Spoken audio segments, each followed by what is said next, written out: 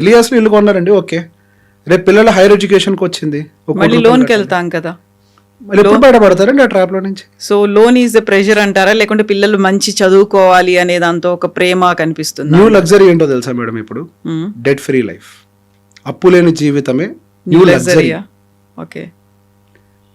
అందరూ అనుకుంటున్నారు ఇప్పుడు ఉండేటువంటి ఫుడ్ హ్యాబిట్స్ వాటి వల్ల ఆరోగ్యాలు పాడవుతున్నాయని. కాదు, అందరు ఆరోగ్యాలు పాడవడానికి గల కారణం ఫైనాన్షియల్ స్ట్రెస్, వాళ్ళు తీసుకున్న కమిట్మెంట్స్, అవి కట్టలేక వాళ్ళు పడే బాధ, దానివల్ల ఆరోగ్యం పాడవుతుంది. ఏం పని ఈ జనరేషన్ చేస్తుందా? గతంలో ఇంతకుముందు ఏ జనరేషన్ పని చేయలేదా?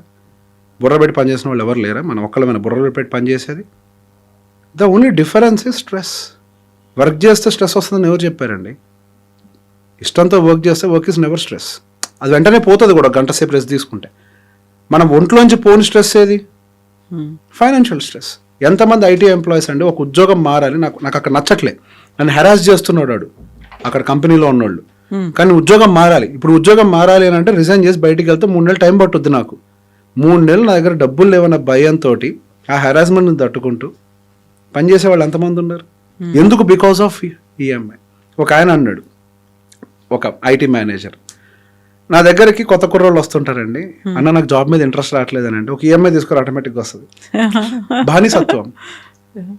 ఆటోమేటిక్గా మనం అందులోకి వెళ్ళిపోతాం. మనకి కనీసం వర్క్ ఫ్రీడమ్ కూడా ఉండదు. మన ఈఎంఐలు తీసుకుంటే మన బతుకు మనం బతకలేము. కంపెనీ వాడు చెప్పినట్టుగా ఎందుకంటే ఉద్యోగం తీసుకోవడం భయం. If you want to upgrade, ఒక 2 రోజులు గ్యాప్ తీసుకొని మిమ్మల్ని మీరు అప్గ్రేడ్ చేసుకోవడానికి కూడా మీకు స్కోప్ దొరకదు. మీరు ఎవరి చరిత్రను తీసుకోండి, ఒకడు ఎదిగాడు అని అంటే వాడికి ఇట్లాంటి ఫైనాన్షియల్ టెన్షన్స్ లేకుండా ఉన్నాడు కాబట్టి ఎదుగుంటాడు. వాళ్ళ ఫోకస్ అంతా కూడా వాళ్ళ కెరియర్ మీద పెట్టి ఉంటారు, ఇట్లాంటి వాటి మీద కాదు. సో బేసిక్ తీసుకోవాలి, దానికి ఒక టైం ఉంది. ఆ వయసు వచ్చినప్పుడు మన దగ్గర స్టెబిలిటీ ఉన్నప్పుడు ఆ రోజు తీసుకోవచ్చు. ఇప్పుడు మీరు ఒక స్టెబిలిటీ ఇవన్నీ మాట్లాడుతున్నారు. ఈఎంఐలు అనేవి చాలా మనకు కావాల్సిన దాంట్లో ఫ్లెక్సిబుల్గా అందించడానికి అవైలబుల్గా ఉన్నాయి అనేది. సో ఈఎంఐలు కూడా తీసుకోవద్దంటారా మీరు? నేను అనట్లేదు. EMI first madam. ఒకప్పుడు మనం ఏదైనా కొనాలి అని అంటే మన దగ్గర డబ్బులు ఉంటే కొనుక్కునే వాళ్ళం, ఏదో 10% తగ్గితే అప్పు తీసుకునేవాళ్ళం. That was our tradition. అంటే అక్కడ మన ఎలిజిబిలిటీ ఏంటో తెలుస్తుంది. ఏదో 10% నా దగ్గర ఉంది, మిగతా తప్పు తెచ్చుకుంటా అంటే దాని ఎలిజిబిలిటీ అంటారా? మన దగ్గర డబ్బులు పెట్టుకొని ఆ డబ్బుల్ని ఒట్టిగా నేను ఎందుకు ఇక్కడ డిప్లాయ్ చేయాలి, బ్యాంక్ కూడా తక్కువ వడ్డీకి ఇస్తున్నాడు కదా, నా డబ్బుల్ని నేను ఎక్కడైనా ఇన్వెస్ట్ చేసుకొని బ్యాంక్ కూడా తక్కువ వడ్డీకి ఇస్తున్నాడు కాబట్టి వాడుకుంటాను అంటే it will be right thing. ఇప్పుడు we have to check our self. ఇప్పుడు ఐఫోన్లో ఎందుకు లేని ఏదో ఫోన్ కొనుక్కోవాలి, ₹1,00,000 ఫోన్ కొనుక్కోవాలనుకుంటున్నారు. మీ బ్యాంక్ అకౌంట్లో ₹1,00,000 లేనప్పుడు మీకు ఎందుకు ₹1,00,000 ఫోన్? మనం 30,000 ఫోన్ని అఫోర్డ్ చేయగలుగుతాం, 30,000 తీసుకోవాలి. మీరు భవిష్యత్తులో రాబోయే జీతాన్ని పనంగా పెట్టేశారు కదా, తనఖా పెట్టేశారు. మీరు జస్ట్ ఎవరి కోసం పని చేస్తున్నారు? వాడి కోసం పని చేస్తున్నారు. ఇప్పుడు మన దగ్గర డబ్బులు పెట్టుకొని ఆ డబ్బుల్ని ఎక్కడ ఇన్వెస్ట్ చేస్తాను, ఒక 12, 13, 14% రిటర్న్ వస్తుంది. వీడైతే నాకు 8%కే ఇస్తున్నాడు కదా, ఇది తెలివితేటలు. 8%కి ఇస్తున్నాడు, నా డబ్బులు అక్కడ పెట్టుబడి పెడితే దగ్గర లోన్ తీసుకుంటా, తెలివితేటలు అవి. 8% అప్పు తీసుకుంటా, 14% నాకు వస్తుంది, అవి తెలివితేటలు. అసలు నా దగ్గర డబ్బులే లేవు, అది నా ఎలిజిబిలిటీయే కాదు. We have to check our self కదా. మనం ఏంటో మనం తెలియాలి కదా. మన 2 కాళ్ళు నేల మీద ఉండాలి కదా. అప్పు వస్తుంది అని అంటే మన ఎలిజిబిలిటీ అనుకుంటాం. Sad reality madam. జేబులో 2 క్రెడిట్ కార్డులు ఉంటే ఒక్కొక్కదానికి ₹1,00,000 ఎలిజిబిలిటీ ఉంది అని అంటే మన డబ్బులు అనుకుంటాం. అందులో మన సివిల్ స్కోర్ చూస్తారు, ఆ తర్వాత క్రెడిట్స్ అనేవి అప్పుడు ఈజీగా వచ్చేస్తాయి, ఇవన్నీ అప్పుడు వస్తాయి. అవి మన ఎలిజిబిలిటీ అనుకుంటాం, మన దగ్గర డబ్బులు ఉన్నాయని అనుకుంటాం. మన డబ్బులా? అవి మన డబ్బులు కాదు కదా, అది అప్పు. అది ఎప్పుడు వాడాలి? తప్పని పరిస్థితుల్లో వాడాలి. అసలు క్రెడిట్ కార్డు అంటూ మనం దాన్ని యూజ్ చేసామని అంటే తప్పని పరిస్థితుల్లో వాడాలి. క్రెడిట్ కార్డ్ పర్పసే అది కదా, to buy something when ever it is needed. అసలు శాలరీలో మనం ఖర్చు పెట్టుకోలేని స్థితిలో ఉన్నాము అని అంటే అప్పు తీసుకున్నట్లు సర్వైవ్ అవుతావు. It's basic logic. రేపు ఎట్లా కడతావు? నువ్వు శాలరీలోనే బతకలేకపోతున్నావు, అప్పు తీసుకుని అప్పు ఎట్లా కడతావు? మళ్ళీ దానికి వడ్డీ కూడా యాడ్ అవుతుంది కదా. ఎలిజిబిలిటీ లేదు కదా, జేబులో లేనప్పుడు వీఆర్ నాట్ ఎలిజిబుల్. మనకు మనం డిక్లేర్ చేసుకోవాలి. It's not wrong. కోరిక ఉంటే ఐఫోన్ కొనాలి అని, ఐఫోన్ కొనటానికి కావాల్సిన ఉద్యోగాన్ని సంపాదించుకో.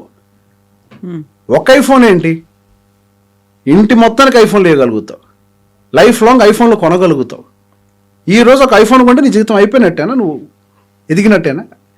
ఒక ఫోన్ డిక్లేర్ చేస్తుందా, ఒక కార్ డిక్లేర్ చేస్తుందా నువ్వేంటో? They are wasting there. ఇప్పుడు ఏమవుతుందో ట్రాప్లో పడిపోయారు. ఆ ఈఎంఐలు కట్టలేక, ఆ స్ట్రెస్, కెరియర్ అప్గ్రేడ్ ఉండదు. సో ఫస్ట్ అసలు మనం ఎదగాలి అని అంటే స్ట్రెస్ ఉండొద్దు. ఫైనాన్షియల్ స్ట్రెస్, వర్క్ స్ట్రెస్ కాదు. వర్క్ స్ట్రెస్ ఉంటే ఎదుగుతాం. ఫైనాన్షియల్ స్ట్రెస్ ఉందంటే ఎదగం జీవితంలో. ఆ ఫైనాన్షియల్ స్ట్రెస్ తీసుకొచ్చేది ఈఎంఐ. తక్కువ శాలరీ కాదు. తక్కువ శాలరీ ఎప్పుడు ఫైనాన్షియల్ స్ట్రెస్ని క్రియేట్ చెయ్యదు. అంటే హైదరాబాద్లో ₹1,00,000 వస్తేనే బతుకుతారా? 50,000 వచ్చిన వాళ్ళు హ్యాపీగా బతకట్లేదా?